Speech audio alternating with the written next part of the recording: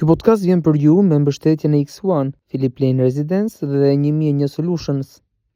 Jemi në radar, jemi në rubrikën Zëri i qytetarit, me ne është bashkuar si gjithmonë avokati mirë njohur zoti Alban Duraj. Avokat, shumë faleminderit që jeni me ne. Faleminderit, mirë se u gjeta. Ka një tendencë rritje të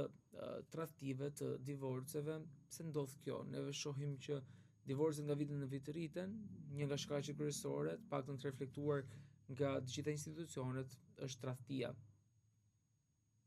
Ky është një shkak shumë i rëndësishëm, pra kur çifti shkon edhe divorcohet, dhe në vitin 2026 ne kemi një rritje shumë të madhe të numrit të divorceve, pra për sa i përket si numër total, pra kemi gati 11.8% më shumë se vitin e kaluar, pra me kërkesa dhe kërkesë padit, cilat janë hedhur deri në korrik, pra në 31 korrik të vitit 2026 dhe shortet janë mbyllur, pra deri në vitin 2020 shortohen, pra për dalë çështjet edhe për të caktuar data për të vepruar gjykata me veprimet e saj. Ky muaj gusht është pushim dhe pastaj në fillim të shtatorit fillon edhe merr jetë me normalitet gjykata për sa i përket rishortimit dhe saktimit të datave. Por për këtë vit ne kemi rreth 386, domethënë padi sepse kur shkon dhe kërkon divorcin për shkak duke kërkuar një shkak konkret, siç është divorci, siç është tradhtia, kemi një numër shumë të madh. Pra ky është një numër i konsiderueshëm. Kjo edhe për shkak të një tradite që kemi ne, pra traditës së monogamisë, pra duke mos e kuptuar, por kjo është një traditë që kanë gjitha popujt e qytetëruar, që martesa është midis një burri dhe një gruaje, ku besnikëria është një nga parimet kryesore të martesës, ku besnikëria do thotë që të dy këta nuk duhet as burri dhe as gruaja të shkojë me një grua, burri të shkojë me një grua tjetër, pra të shkojë në kuptimin të kryej marrëdhënie seksuale, dhe një grua nuk duhet të kryej marrëdhënie seksuale me një burr apo me shumë burra. Për ta bërë më konkret, avokat, kemi një rast, një grua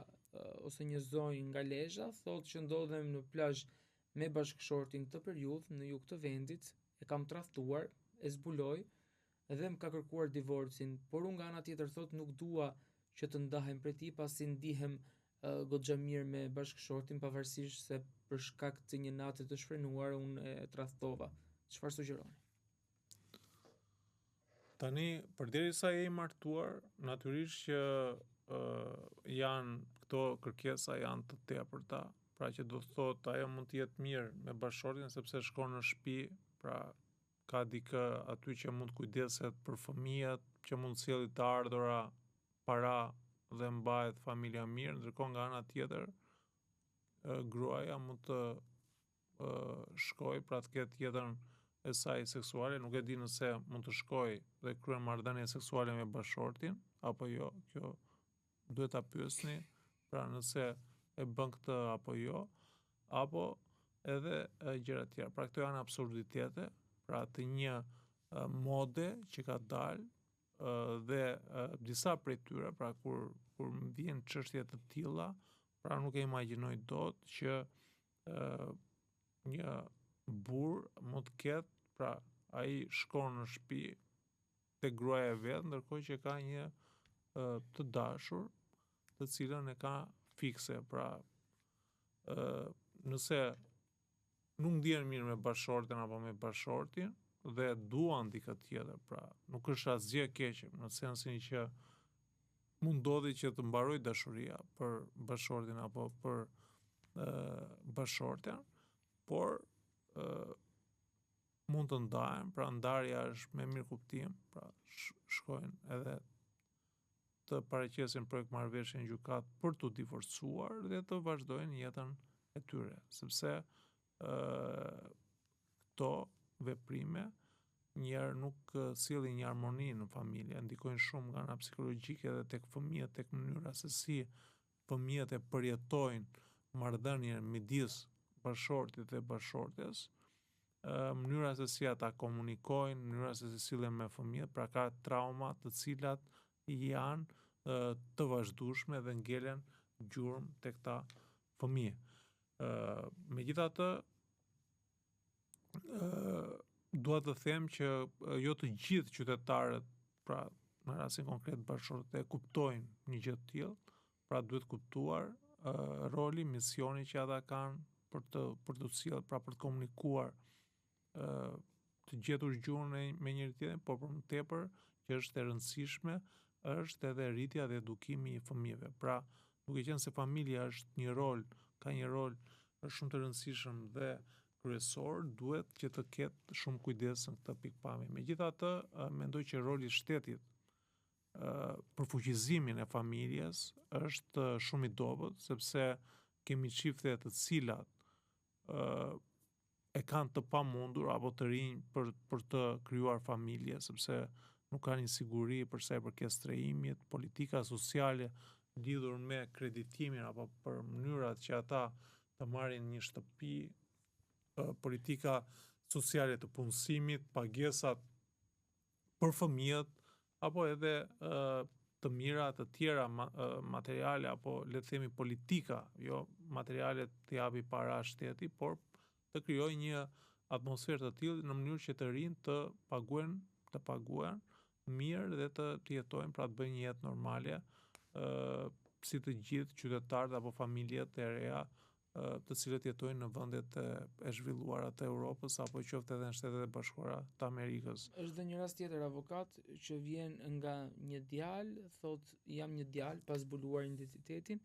që vjen nga një zonë e thellë e Malësisë, ndodhem në emigrim prej vitesh, së fundi kam zbuluar nga mamaja ime që bashkëshorti jam ka tradhtuar për fat keq me babain, jam trunditur dhe nuk e di se si të veproj. Atëherë këtu jemi këtu janë raste më të rënda që do të thotë kryet marrëdhënia seksuale midis vjerit dhe i bienuses të shtëpisë, pra këto janë raste të cilat janë brenda familjes, janë incest, nëse do ta konsideronim të tillë, sepse janë një familje dhe këto janë ngjarje shokuese të paimagjinueshme, të cilat vetëm nuk ndodhin as në familjet e kafshëve. Dhe natyrisht në rastin konkret mendoj që duhet që djali që pyet duhet që patjetër ta divorcoj bashkëshorten e vet dhe ai duhet të rishikoj marrëdhënien e tij me babain, sepse mundet që të martohet sërish dhe të krijojë një familje të re, por duhet të shikoj marrëdhënien dhe distancën që duhet të krijoj me baban e tij. Kjo është ajo këshilla ime. Jemi përpara kushtit që ai mundet ta zgjidhë martesën dhe t'i drejtohet menjëherë gjykatës me kërkesë padi për ta zgjidhur atë. Kemi dhe një rast tjetër avokat që vjen kësaj herë nga një zonjë nga qyteti i Durrësit. Ai e thotë që shumë shpesh ndjen mungesën e bashkëshortit në shtëpi, shumë shpesh e ndjen këtë mungesë edhe gjatë përditshmërisë së tyre dhe thotë që kam gati 5 vite pa fjetur me të, pa kryer marrëdhënie seksuale me të. Kjo distancë e ka shqetësuar, shpeshherë ka menduar që edhe të ndërmarr një hap ekstrem siç është edhe vetvrasja, por dashuria dhe mendja që ka për fëmijët e ka penguar që të bëj këtë lloj veprimi. Kërkon një sugjerim nga ju lidhur me këtë ngjarje. Atëherë në momentin që çifti e ka humbur kontaktet seksuale, atëherë ka konsumuar një nga elementët apo një nga shkaqet për ta zgjidhur martesën. Kështu që në rastin konkret unë do t'i sugjeroja zonjës që t'i drejtohet gjykatës për ta zgjidhur martesën. Mënyra se si zgjidhet martesa ka 2 forma. pra ose me një kërkesë të përbashkët, ku bëhet një projekt marrëveshje dhe dorëzohet në gjykatë për miratim, pra duhet gjej konsensusin e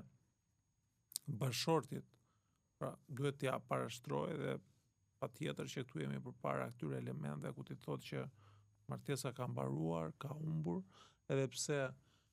disa vende të Bashkimit Evropian pra kanë bërë ndryshime ligjore dhe nuk e quajnë kusht ekzistencën pra e kryerjes së marrëdhënieve, pra në një çift. Kemi vende si Franca, Gjermania, pra kemi disa ndryshime të fundit që janë bërë dhe nuk e konsiderojnë si shkak për ta zgjidhur martesën. Por unë mendoj që legislacioni që ne kemi, pra është më i duri sepse çifti po nuk pati një jetë seksuale dhe madje kjo duhet jetë aktive në mënyrë që ta lidhi, ta përmbushi çiftin, familjen, komunikimin, pra çdo gjë, atëre mendoj që çdo gjë ka marrë fund dhe duhet që të zgjidhet martesa. Kështu që zonja i ka besoj,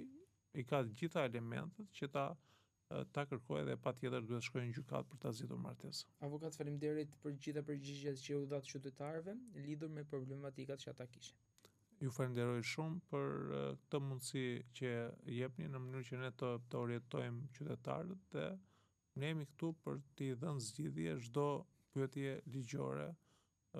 të cilat ne do t'i përgjigjemi me profesionalizëm. Faleminderit. Faleminderit.